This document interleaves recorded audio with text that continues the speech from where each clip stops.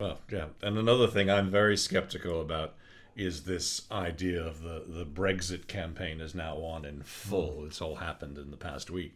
And, I really, this dangerous game that Cameron has played. I came up with a thing that I tweeted out last week in which I said, David Cameron has essentially set the house ablaze, and now he wants to get credit for rushing in and saving the people inside. That's a very good metaphor, actually.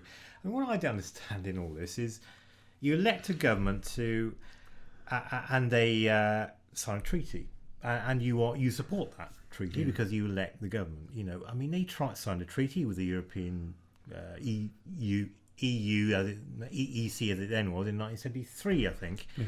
And so why is that now being unpicked? I don't understand that. And these Brexit people, they're bonkers.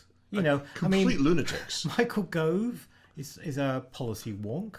Ian Duncan Smith is a failed leader of the Tories, and Boris Johnson is a buffoon. And that's before you even get to the UKIP crazies. Oh God, don't start.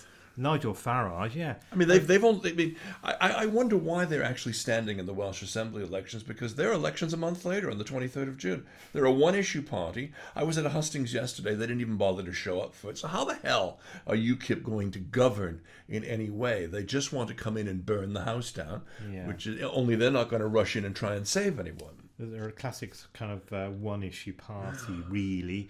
What about Boris Johnson? Well, Boris Johnson. Okay, I'll hold my hands up here. I said it was hilarious. It looked like he was going to be in the in campaign, and he's not. He's in the out campaign. But in fairness to me, he dithered, and everyone was saying, "Oh, he's leaning towards the in campaign," and he's not. He's the out campaign. So I hold my hands up to that. The thing about Boris Johnson, the thing I don't understand, right? He's very clever. But very clever people do very stupid things. Yeah. Enoch Powell's another one. Very bright man, very stupid. I don't understand that, you see. Yeah. And Boris Johnson, very clever. Well, he's astute.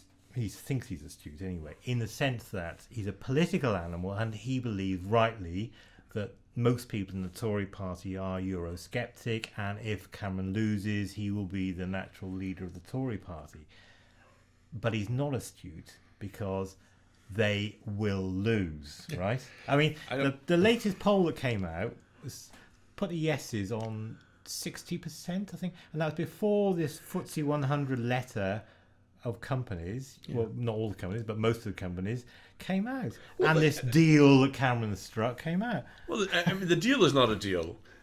Gove did raise an interesting point about, could the European court turn it around and nullify it, possibly. I didn't just dismiss that as outright. But the silliness of the whole thing of this is how Cameron is going to protect his right flank. Oh, it's barking. It's just... it's a political thing because he got lucky with Scotland. Oh, God, yeah, the thing is about Cameron, right? He's a gambler.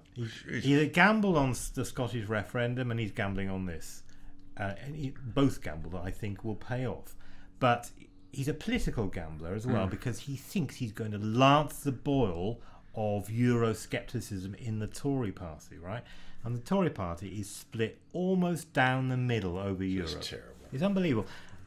But you're going to see a situation where Labour, the Tories, Cameron, the main Tories, Plaid, the SNP and yourselves are all campaigning to stay in. So, and then you've only got UKIP, who've got... And the far right of the Tories. And the far right of the Tories, all these nutters. Yeah, but the damage is already being done. The pound has been hammered in the market lately, the value of stocks, the threats from companies. Yes. Yeah. Despite the fact we got 750 jobs the other day over here in St. Athens for the new Aston Martin plant, you wonder how much inbound investment there's actually going to be in a situation where your trade status is not going to be known. That's right, exactly, because the thing that markets hate, investors hate, is uncertainty. And that's what this has provoked, uncertainty. Which is why he wants to have the election in the middle of the Welsh election, for God's sake. But anyways...